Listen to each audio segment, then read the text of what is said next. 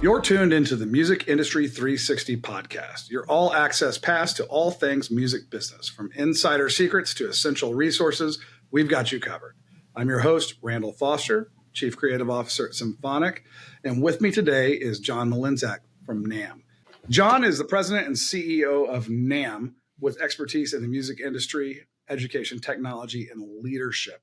He previously worked as Vice President of Music Education and Technology at Hal Leonard, which is a fantastic print publishing company, and has also served as an adjunct professor at Cook College. John, thank you so much for being here with us today. Oh, it's a pleasure, Randall. I'm excited to speak with you. So to those who don't know about NAMM and the mission, what you all stand for, can you just kind of start at the beginning and just pretend that we've never heard of NAMM? What is it? What are you all doing? What's the good you're doing here in the industry for us? Love to. Great place to start. So NAMM is the world's largest music products trade association.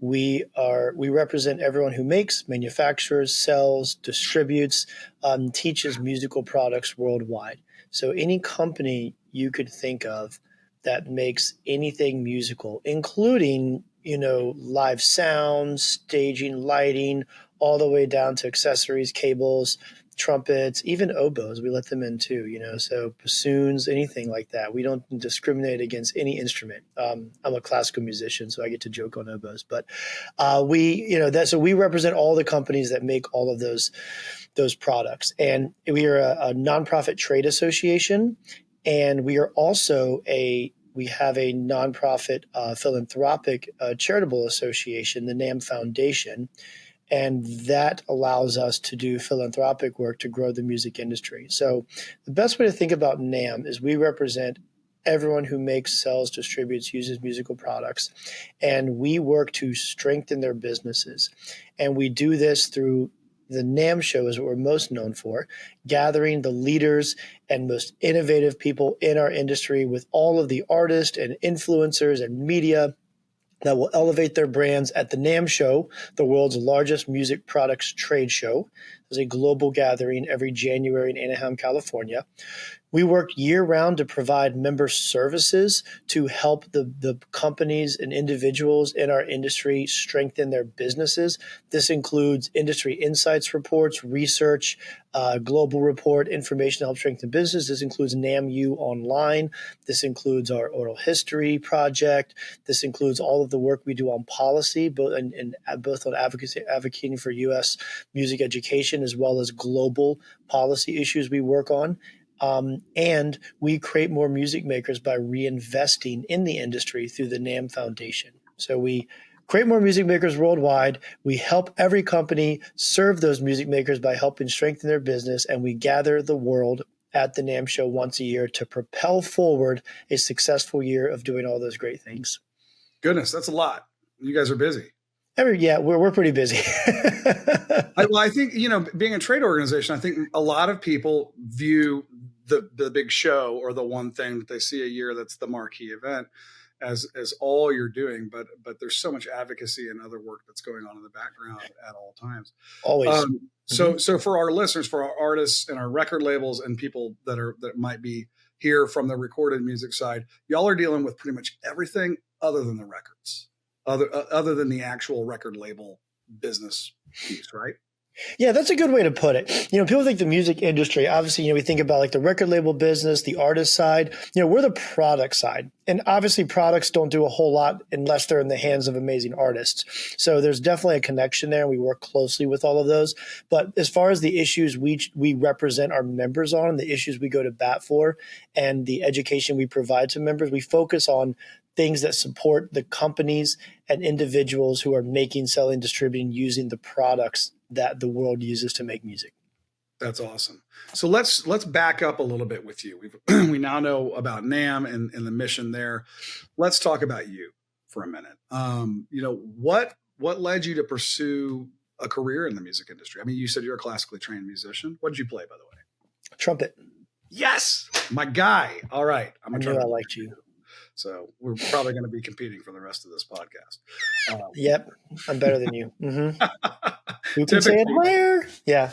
Typically, but that's fantastic. So as a fellow trumpet player, fellow classically trained musician, I totally get where you're coming from on this. Going in your career, you've held prominent positions in print publishing, which obviously Hal Leonard is a member of NAMM and spends a lot of time at the show. What else about your career, about your playing, your musical experiences led you to where you're at?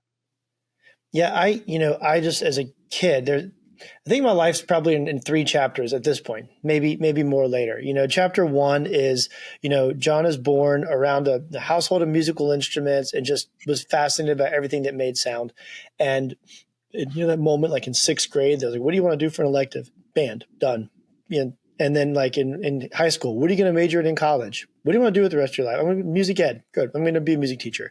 Or I'm just going to study music ed and play and perform. And I went to grad school in Louisiana, actually. I grew up in Virginia, went to grad school in Louisiana, for a trumpet scholarship. So then, so chapter 1 ends. Here's John. I'm playing and teaching and gigging and had made it. That was the life. You become a trumpet player. Nobody needs trumpet at 9:30 a.m. on a Tuesday. So you teach during the day, you gig during the evenings, on the weekend, loving life. I think chapter 2 starts with, what's next? So I went back, got a second master's in educational leadership. Education has always been a huge passion of mine. I love teaching, whether it's private lessons. I, taught guitar lessons, taught, anything you can. Just love that aspect as well. And there's a lot of reasons it fell to, but there's also a piece of my career that's always been very technology driven. I was fascinated by music technology, anything that could create music, and I love recording myself because obviously I'm a trumpet player. I love listening to my beautiful, warm, dark, brilliant tone at all times. No, actually, recording yourself is the only way to practice, because what you hear with a piece of metal jammed against your face and the vibrations against your skull, what your ears hear is not what's coming out of the bell. So you got to listen to what's coming out of the bell, trumpet players, right? And you all sound good because you hear what you hear in your head. Listen to the recording. It's not as good as you think. But I got really good at that. So I'd started teaching music technology at some point in my school. And that sort of took off at the time when it was a new concept. The technologies were evolving to allow people to learn music with technology. That's GarageBand became free. MacBooks started showing up in education. The iPad came out in 2010, and suddenly you had a device that had GarageBand loaded, out of the box, and you could start making music. So things got really interesting in education at the time for access to just creative music making for students. And so I got really excited about that. Started doing a lot of sessions and workshops and professional development on that because I was the one doing it. And that all led to a career in the music industry. So chapter 2 is I was working in Louisiana. I knew the folks at PreSonus. PreSonus is a great audio company in the industry. They make interfaces, software. They were expanding their product lines outside of just hardware. And we just hit it off and said, look, PreSonus is we got to get in the education space. I'm like, let's try something. So we agreed to take a risk on each other, and I joined PreSonus as forget the first title, but I ended up director of education. So I was in charge of anything education market, whether that's product development, marketing, sales, anything to do with getting their products into schools, into institutions like SAE and Berkeley and Full Sail, into high schools, colleges, and creating curriculum. And that's how I met Hal Leonard. We were doing curriculum projects. And I said, look, if we want people to learn to do audio, we got to get a curriculum out there. We got to get a book. We got to get the product. We got to get the resource. We got to scale it. So that was fun. I started going to the NAMM show. I got involved with the NAMM Foundation on all the advocacy trips to DC.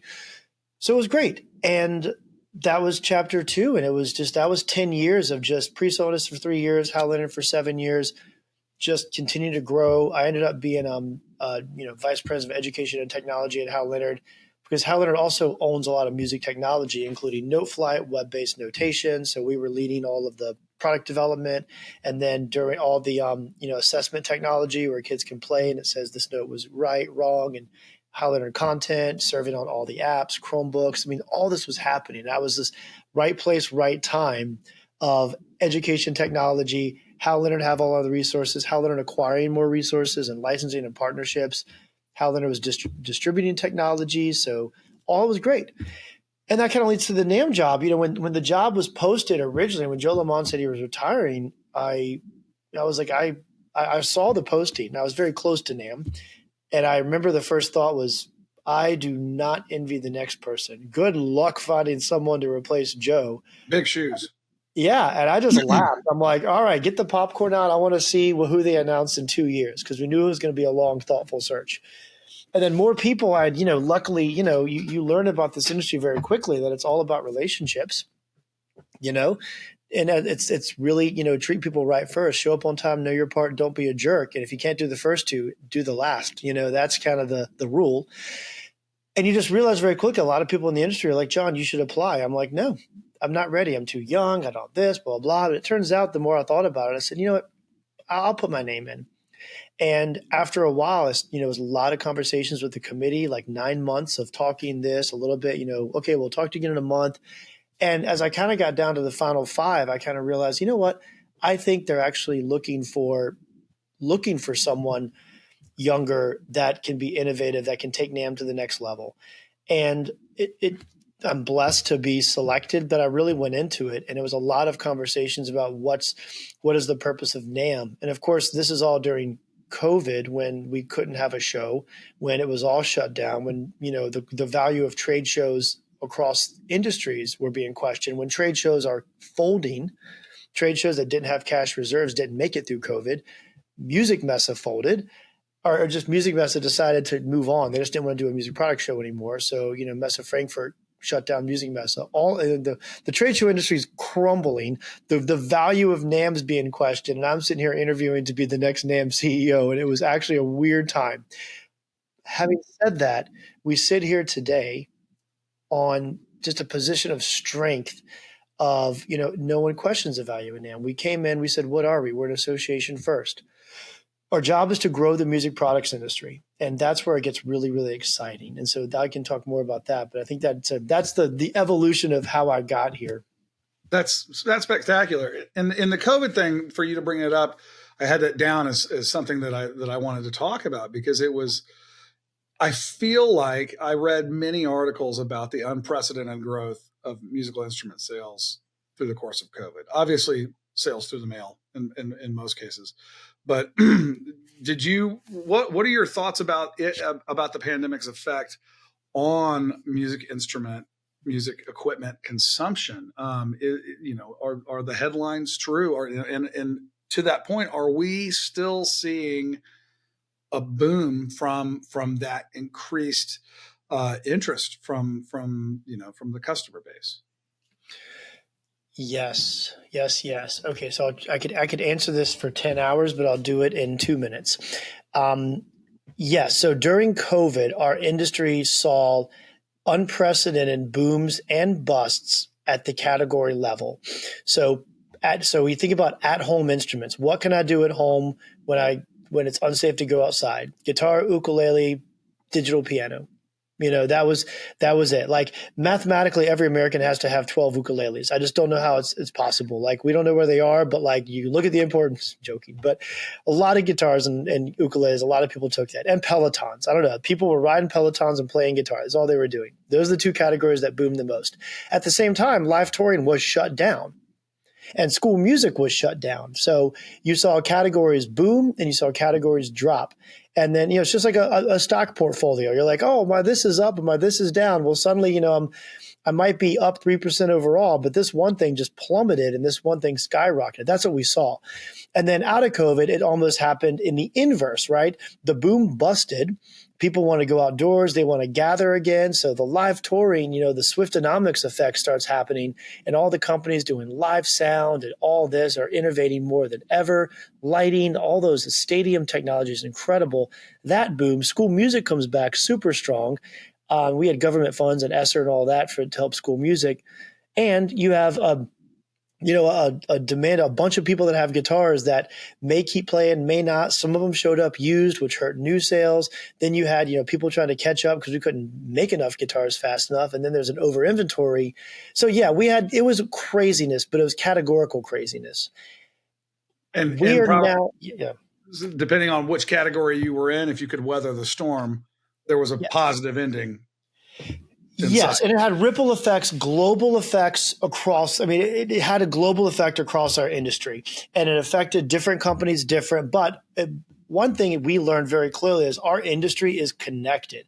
A disruption somewhere has a ripple effect other places. If you're a full line retailer and one section of your business drops, you're trying to focus on another section, but you might have to be sitting on a bunch of inventory in one thing you can't move. And unmoved inventory, when interest rates are skyrocketing now, affects cash flows and blah, blah, blah. So that's just one example of, but you have different, the economic situation in Europe was much worse than the United States because you also had, kind of a land war in Europe and you had an energy crisis in Europe. And so you had more, but that affects what suppliers move. It all is globally connected. So our industry was out of balance and we had, really fast, the speed at which things were happening. If you look at historic trend lines, they tend to move carefully. It looks like almost like I live in California now. So I'll say it looks like almost like a seismograph of an earthquake. It's like craziness, right? So all of that slowly started to rebalance itself. So fast forward to today, we're now finally at a place of stability. Inventory levels have stabilized. We see these long-term effects. Now we're in a much better place to grow forward together. The industry overall, depending how you measure it, if you look at retail sales, if you look at, categories, it's difficult because at the same time, COVID also trained people to shop online. And we were already shopping online. Look, Amazon existed before COVID, don't get me wrong, but a lot more people started Instacart and groceries during COVID than they did before that. Consumers are now more online trained. So that has effects on every industry. So we come out of it. We know what the message to the industry now and at the NAMM show and for 25, we now have stabilized. We know what we look like. We're not expecting any huge jumps anymore. And we know how we have to work together to grow back together. And that's actually really good. So stabilization and knowing the forces against us, that's the key. And one thing we're really focused on NAMM right now in the member services side is how do we help our member companies grow in the future? And we've really harnessed in based on a lot of feedback and looking at other industries and understanding consumer expectations in all industries to drive consumer expectations. So it's not that people want to buy something online because of the music product side. It's because people have been trained to buy things online by other industries. And so we have to understand, consumer behaviors. And so what we're focusing on is doing a lot of research. We're partnering with Forrester Research, gathering information and helping our member companies have the information they need to better serve musical customers. But if you measure, and again, I can't measure it, I don't have a number, but I can tell you, and I'll just go with my gut on this. If you measure the amount of humans making music post-COVID, it's up, it's there.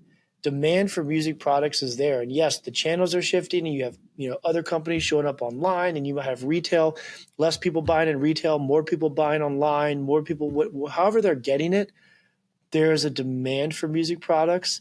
And that is what is really exciting for us. That's awesome. So with that growth, more people playing music than ever. And the consumption traits are the same kind of across recorded music as well. And we're all still dealing with that as well. It's nice to be part of a non-correlated asset class, with regards to music. Let's talk about the upcoming show, because this is like the y'all listeners, if you've not been to this thing, and I have not been in about 18, 19 years. I was blown away when I went to this show the very first time. And it's a city block, 2 floors at least of a city block, and 3 now. Yeah. And back then it was kind of the guitar manufacturer show, like the guitar manufacturers, the drum manufacturers were everywhere ahead of everything else. But that whole digital renaissance has happened that you were talking about, the PreSonus being, taking more market share, et cetera. Talk to us about what the show looks like, because this is coming. It's next month, right? No, 2 months from now, January. Yep. 9 weeks. But who's counting? Yeah. 8 weeks and 5 days, but who's counting? Literally everyone in this office is counting. The answer is literally everyone in this office. And the whole industry, because we're all counting down to NAMM. So what does the show look like? our commitment out of COVID and in the future is the NAMM show needs to be representative of our industry, representative of the opportunities. Every company and individual who comes to the NAMM show is there to strengthen their business and to grow themselves. And we are like hyper focused on that. We put on a NAMM show to grow an industry. We don't put on a NAMM show to do a trade show. We do it to grow an industry. So what we'll see is, first of all, we have to get all of the audiences in the right place. If we're going to we need to create the entire ecosystem that where products exist and thrive needs to be represented at the highest level. We need the top artists. We need the top social influencers. We need the top brands.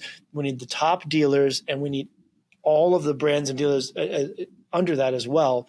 They all have to be there because and the top educators that are teaching their products on the pro audio side, because NAMM now has all the product categories: pro audio, lighting, state, everything, So we need also the people that are doing rental gear. Like, we need the folks that are out there outfitting all those tours. They're there looking at what gear they're going to do, So we need the safety event safety riggers there. We need producers, engineers. So we look at every category, and we actually, we'll have 75,000 people in January. Wow. We truly think about it as 75 1,000 person communities, and we have to. So what does the luthier community need?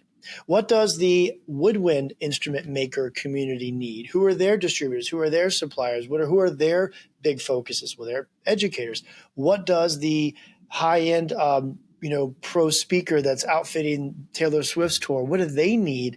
What does the SSL console front of house engineer need? So we actually look at that, and we're doing a lot internally with data and restructuring so we can have data to understand what's happening and how we grow this. So when you come to NAMM, whoever you are, know that we know who you are, and we have worked really hard to curate an experience for you so that you have everything you need. And that's what I think the power of the NAMM show. And of course, we work very hard to curate experiences over the 5 days of the event. But I do think if we do it right, if you get the right mix of the right people in the room, magic happens. If you miss an ingredient in the soup, it tastes bad, right? So I live in Louisiana, so you got to put a dash of Tabasco in there. Otherwise, the whole thing gets too rich. You got to cut it. That's what it is. And that's why it's just awesome, because then they start feeding off each other, and it's just like nuclear fission. All of a sudden, it's like it just sort of explodes, and that's the energy you feel.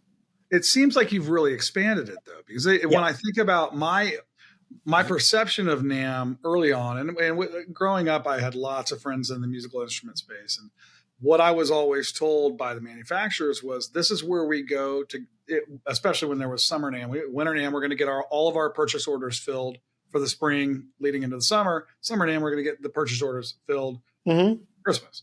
And it seems like it's grown to be so much more than just a sales event. Yes. And I'm glad you brought that up, because, trade shows in general. And I like to talk about the NAMM show, and I like to talk about our industry and really clarify for our global industry what effects on our businesses are on every business that are not unique to the music products industry, and which ones are. Because sometimes we think all of our problems are only our problems. If we realize that 90% are everyone's problems, then we can empathize and solve them quicker. So the idea of a trade show, yes, trade shows always existed because you had to go in, see the product, put in the order. But once the internet came out, buying portals, online, the ability to do a really awesome product launch with video and multimedia, people are launching products and putting in orders all year round. Yes, they still do it at the NAMM show, but that's not the sole reason they come. So we know that relationships, there's no one place that a brand can go and see all their international distributors, all their dealers, all in one place. So that's key. They do meetings for them, they do gatherings, they do presentations. A lot of it's just that sort of face-to-face interaction to create those connections that allow you to have a really good rapport all year round. So that's one of the big keys we have. So we focus on that a lot. And again, you can do things online all year, but when you've broken bread with someone or spent 30 minutes in a booth hanging out and you get to know them, it's a lot easier to send you an email or a text and say, hey, Randall, can I get that order? Because we've had a personal connection that was built at the NAMM show, right? So you've got to build that. that propels the ability to keep going all year. It's a springboard. But the other piece too is like, what's the purpose of the NAMM show in the future? Brand demand. It's not just what happens at the NAMM show. The entire world is on this week saying, what is hot? What's the new gear? What's out there? I want to see it. And like, we have this new factor, which is the social influencer. And you have people now that have over 1 million followers that just do gear reviews. And we have podcasters with a large following like you. We recognize that audience is where consumers go to get their information. And so we like really get all the influencers and creators and content creators and podcasters. They're at the NAMM show and we're like, create content. We're empowering them. We're building a custom creator lounge for high level creators. We have places they can go and do like have studio time on site so that they can like get content out, because the entire world is watching NAMM through the eyes of Instagram and TikTok and YouTube in real time. And that creates buzz. It creates the entire buzz for the global products industry. And that's our job too. That's amazing. So you mentioned, the diversity of the products that are going to be on the floor and integrating fun musical experiences and things like that. And I remember some of my most memorable early musical experiences were standing at the live booth watching Earth, Wind and Fire remix one of their songs, live on the fly, right when Ableton launched, which was pretty amazing. Being that most of our listeners are tend to be artists, independent artists, songwriters, and labels, what are some ways that you would recommend they can integrate with what all you are all doing?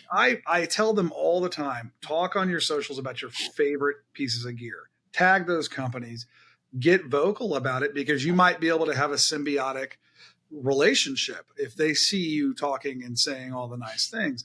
But is there a way that an independent artist or an independent label can get involved? Absolutely. I think your advice is first of all dead on. I mean, everyone, and look, we are a passionate industry, and I love our industry like deeply, deeply. And I'll be the first to say, people ask me, I go to other conferences because I spend a lot of time learning about other industries to help ours. People say, what's the music industry like? I say, we are passionate and reactive. And we but in a lot of ways, that passion helps. All the companies are at NAMM because they are passionate about making products for the artists and for the producers and for the engineers who are using them. So they desperately, they want to hear from you. So to your audience, I would say yes, if you're at NAMM, you go up to the companies and say, I am an artist. I use this all the time. Here's what I'd use it for. Here's how I use it. Here's some things that I'd love to do with it in the future. Maybe I'm not, maybe I there, so those companies are using it also to get firsthand feedback from people that are using and activating with their products.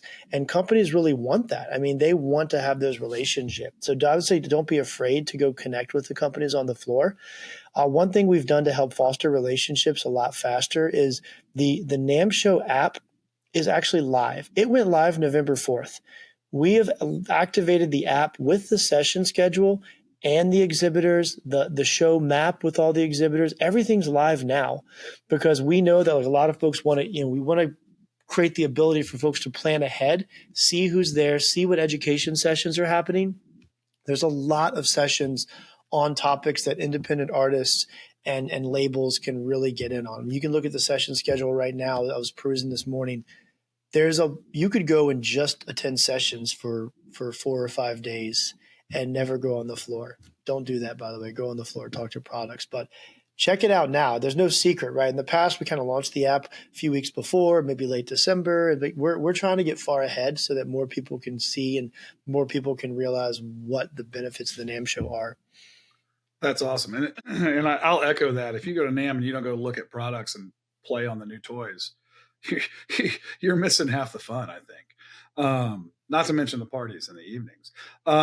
So let's pull away from the NAMM show just a little bit because there's so many, from the foundation to the other nonprofit things that you are all doing. I'm sure the musical instrument space is still facing a number of big hurdles Now there's a lot of talks about tariffs and things like that. You had mentioned a little bit earlier about the role that policy and advocacy plays for NAMM. Can you talk a little bit about what you guys are doing on Capitol Hill for all of the various members there, and what you're really, really pushing for right now on behalf of all members? I'm so happy I get to talk policy. I personally stay very close to everything we do policy wise. It's one of the most important things we do as an association. It's probably the most unsexy thing we do, quite frankly. And in some ways, you know what? If we do it right and policies don't hurt our industry, it's fine. Like if people don't see us doing it, if we do our job right, the industry thrives. And that's okay. But, right, we do a lot of this. And there's things, when you think about the role of an association, what should NAMM do? There's lots of things that NAMM can do, but there is a small amount of things that only NAMM can do. And what can NAMM do that another company by themselves in this industry can't do? And that's lobby, and that's lobby on behalf of a global industry. And so the issues we're looking at right now, we look at our policy and we have 3 policy pillars: workforce development, business compliance, and music education advocacy. I'll start at the end. Music education advocacy, we are constantly monitoring anything that would be a threat to Title I funding in the U.S.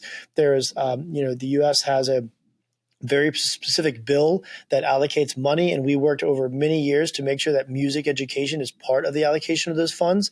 Those funds go federal to state, state to district, district to school. So we work with partners at the federal level to make sure that every budget that Congress passes always fully funds.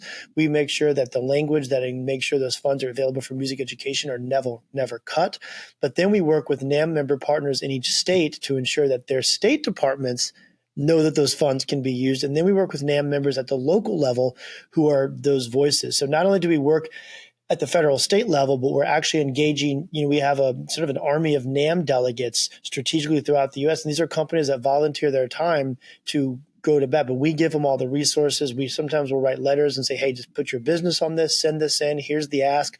We help do that. And we make sure that music education is funded. We also look at music education projects across the world through Make Music Day. We fund six other country Make Music Day projects, including across the UK, including all across Latin America. In Europe, we really want to make sure Make Music Day thrives as a global celebration of community and education music making. So that's a big piece of it. Business compliance is all the unsexy stuff. There's a packaging regulation that's hitting Europe December 15th. There's a lot of compliance there. So we've been working with companies for months to make sure they're ready so that they don't suddenly can't sell into Europe. There's all sorts of compliance issues that may change. Tariffs might be one. The tariffs aren't really a compliance issue. It's just an impact. But we make sure that we follow the issues and educate businesses on anything that impacts business during COVID, how do I navigate, paycheck protection loans and all of that stuff. We were there doing webinar after webinar, talking to members, helping them navigate all that. And workforce development is a major one. So we work on a lot of workforce development issues to make sure that the policies around like career and technical education include jobs in our industry. We have a massive campaign right now for careers in music. Careers.namm.org is an entire website. It's not live today as this taping, but it should be live by the time it's released because it should be going any day now. But we're launching a whole new website that lists every job in the industry, that has downloadable toolkits that NAMM members can take to a college, a high school.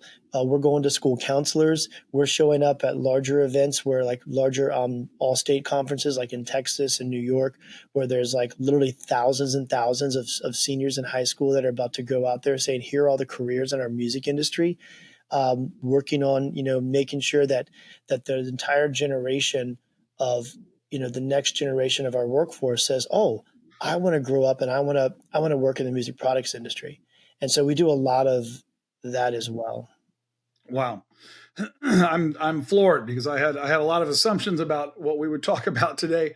And you guys, it goes so much deeper than what I had thought it did. Just impressive. Yeah, it's fun. And we have a new Congress. It's an election year, so everything gets fun, right? So now that we know who's going to be in Congress in January 20th. So we're at a call today with our policy team. So we're going to gear up. We do this every 4 years. We write a letter. Actually, we do it every 2 years. Every time new members of Congress take office, we send them a personal letter from our association talking about the value of music education, reminding them of the issues, introducing ourselves. We activate the NAMM member businesses in their congressional districts so they can make the connection. We keep those connections there. So we're gearing up to do that. And we have a big NAMM member fly-in DC on May 5th where we're coming in like on the Hill, knocking on doors, meeting with members of Congress to talk about the importance of funding music education and ensuring that workforce development for jobs in our industry is part of other funds for like career and technical education, higher ed. There's a lot of issues where funds are available for vocational, and people don't always think about vocational as a luthier or a repair technician for music, but that's a great career. And so we make sure that's on the map as well. In a career where we don't have nearly enough of those folks. There is 100% job placement. And that is, look, if you want a career right now, and that's the thing too. I talked to a careers panel last night. A lot of folks say, I want to do music. I want to spend a life in music. And a lot of your audience, I want to be produced. I want to play. I want to do. And sometimes it's like, well, I want to play music. And if I don't become the next Beyonce, I'm a failure. Or if and it's like, no, you can have a fulfilling life playing music and enjoying yourself. And you can actually make instruments during the day. You could sell it. You can design instruments. You can be a software engineer and do DJing on the weekend. And you can actually build software for companies, and now the potentials of AI and what we can do with music creation and technology in the future, there's career fields and you can work in music. You can use your musical skills to be in accounting. We need a lot of accountants in the music industry. You know that from a rights perspective. Someone's got to add up all those little sync dollars, So do whatever you want, but do it in music. Well, and great secondary and tertiary positions in music. Not everybody's going to go be the CEO of NAMM or an A&R. But no, I fully agree with all of that. So we talk a lot about the challenges, the bad things that we're all facing as an industry. But you just brought up AI, and that leads me to, and we're quickly running out of time here because you and I are both trumpet players and we like to talk mostly about ourselves, which is a trait that trumpet players have. But what trends are you seeing in the industry that have you most excited? As we're turning the corner into 25, we talked about the congressional change and all of that. Obviously, there's a lot of change afoot in the United States, but globally, outside of AI and its new integrations with regards to marketing, et cetera, is there anything else that's got you just really jazzed? Yeah. A lot of AI. I mean, yes, there's some fear. The fear of new technology has existed since like the wax cylinder. Right. And even before that, the fear of new technology has always been there. Everything's just moving faster, and not to diminish the power or, the things that AI could do if not ethically trained and used appropriately, the things AI that could do are damaging. I'm not diminishing any of that, but AI is another dot on a timeline of new technology where historically freak out, some resist, some embrace. You look 10 years after the dot. Oh, look, we're now doing things we never knew were possible and everyone's happy. Mm-hmm. So again, you got to just have that long-term look and say, we got to get through the stages of new technology grief. And historically, they've always been there. Right. But that's a big piece of what I think AI, but what I'm jazzed about is actually what AI is driving, especially on the technology and creativity and production side, because what AI has done is showed us what's possible if we can process information quicker. And it's funny, I was just down with Qualcomm yesterday. And if you don't know Qualcomm, they're making the chips that are processing all this stuff, and they're based in San Diego. And it's really important for us to kind of learn what's happening. And obviously I'm talking about cool stuff at the NAMM show, duh. But what the opportunity is going to be is that all these computer manufacturers now, Intel, Apple, Qualcomm, on all these, what they're looking at is the power of AI is limited by processing power. So we're going to see devices, smartphones, laptops come out that are going to move and process information at a rate that we never thought we needed. That's what's going to get cool. because you think about what the implications are. How many people have been editing, pull in a plugin. Oh, let me mix this down. Okay, let me go grab a cup of coffee while this thing renders. Oh, let me drag this plugin. But imagine what we can do in real time. Imagine everything you do when you're mixing and creating and that you have to wait for or just wait a second. What if it could happen in real time, like under 30 milliseconds? That's literally the world we're going to live in. We're going to live in a world where we can actually tweak and do things in real time that never were before possible. I love it. I love it. Beautiful, beautiful outlook for the future, especially for the innovators in the crowd. I hate to do this because I've got a bunch of questions that we didn't even get to, John, but rapid fire. It's been highly, highly entertaining and educational for myself. Even though I tend to think I know a little bit about everything. I love everything you guys are into and doing these days. And I just want to thank you for being on here with us. This has been highly informative. So everyone, thank you for listening. This is Randall Foster signing off from the Music Industry 360 podcast. And we will see you on the next episode. Thank you again, John. Appreciate you. Thanks so much, Randall.